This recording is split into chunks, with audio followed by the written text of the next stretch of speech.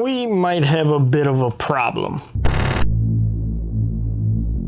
Welcome back to the channel, guys. I had a completely different video planned for this week, but I ran into a couple of issues and now we've turned this into a what's on the workbench week. We'll start off with the quick one.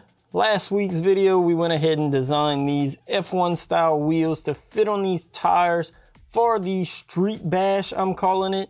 Bezgar 1/16 build. I asked you guys in that video a couple of questions on the suspension, and it seems that most of you are on the same page as me with the cantilever front suspension, using some of that Mini E Revo stuff. I've already started working on that a little bit. You can see I have the front shock tower piece off. This is what's going to be redesigned to allow for those cantilevers to bolt onto, and I've been working on that in the background. In the rear though, I was planning on just leaving it stock, but one of you guys pointed out a pretty unique suspension system on a race buggy that I haven't seen before. May look into that. I'll throw a picture up here. Let me know if you guys want to see more on that. That kind of gets this build out the way, and now we can kind of talk about the issues I'm running into today. You see the body mounted on my slammed K5 Blazer build, and you're thinking, man, this looks really sweet. And yeah, I have to agree with you, but I have run into some issues. Go ahead and check out the rear here, and you may notice something is missing. I'm gonna take a long story and try to condense it down for you guys because I don't want this to be too boring for you. When I went ahead and tried to get the body mounted, I was running into some issues. The main one being that the rear didn't seem to set down as low as it should.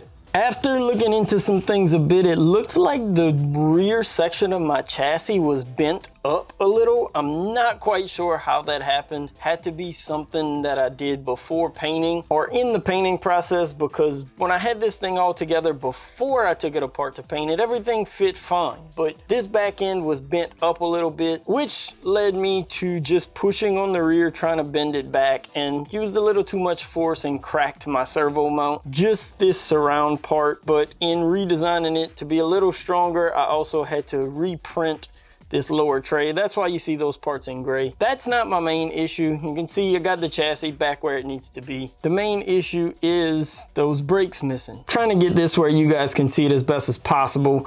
This little lip here in the chassis is where the tires were hitting, and it wasn't allowing the full suspension travel to actually lay the truck on the ground like I was before. I didn't know what the issue was until I really thought about it and took a look at the measurements. So here we have the brake rotors reinstalled, and if we pull a measurement, I know this isn't the greatest tool to use for measuring, but to give us right in the ballpark, we have a little over 8 inches. Not quite 8 1/8, but a little over 8 inches. From outside of the tire to outside of the tire. In my Fusion 360 model, that measurement should be 7.5 inches. So we are a 1/2 inch wider than we should be. And I couldn't quite figure out what was going on, so I started measuring inside of the body. Not sure how well you can see that there, but basically we're right at 8 inches, a little under 8 inches I'd say,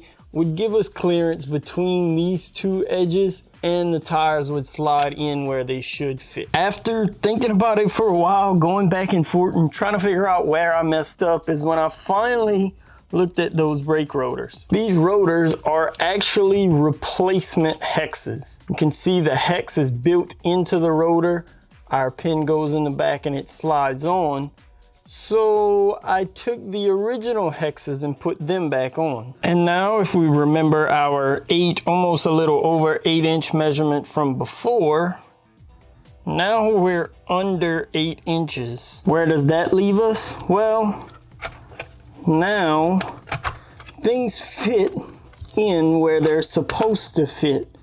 And now my tires can slam all the way in where they're supposed to. Taking a closer look at the measurements here, we can see what's really going on. This is our original hex. We're at 0.199. You can say 0.2 inches, and this is the hex with our rotor. Not sure if you can see that there, 0.24, 0.239 inches. We're 40 thousandths thicker on these hexes, pushing that tire out over a 32nd of an inch. Now, I know you're thinking a 32nd of an inch isn't much. You add 40 thousandths to each side, you're over a 16th of an inch, and that already is pushing our tire close into our inner fenders. On top of that though, if we look at how deep these hexes are built and how far they're allowed to go into the axle, we're about 140 on the originals, and on the new rotor hexes, we're at 123, 124, so that's another 20 thou. So you can say a 16th of an inch on each side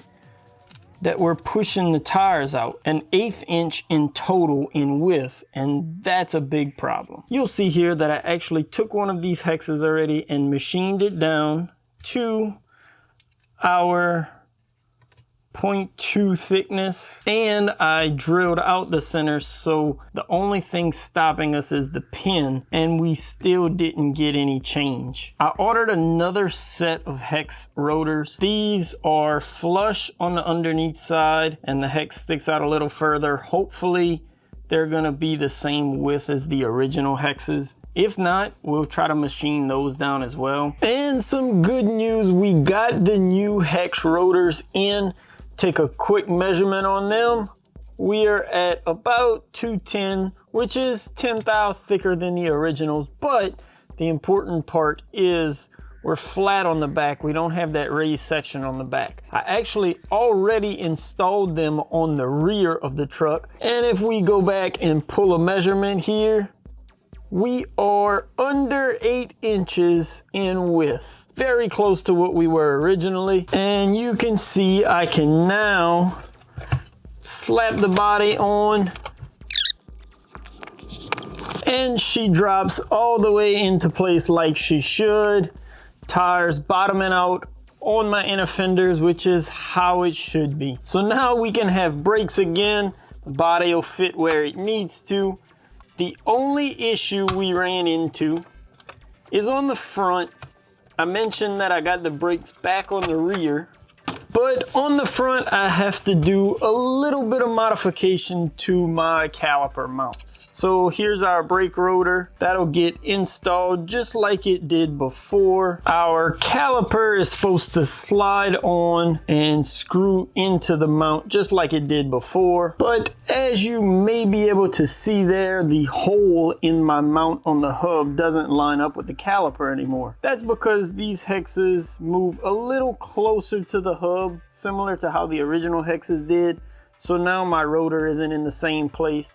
That's a really quick fix in Fusion 360. I have the new mounts printing now, and once those are printed, we can get all of those painted, as well as those rear parts repainted back to the bronze, and finish assembling the chassis again, and then we can finally mount that body on there. A little bit of a detour, not what I was hoping or planning on doing, but it's all part of the build process. Sometimes we make mistakes, we overlook a couple of things, and these wheel hexes and the rotors is something that I definitely overlooked. So now I'll be able to go ahead and start assembling the body to get it mounted.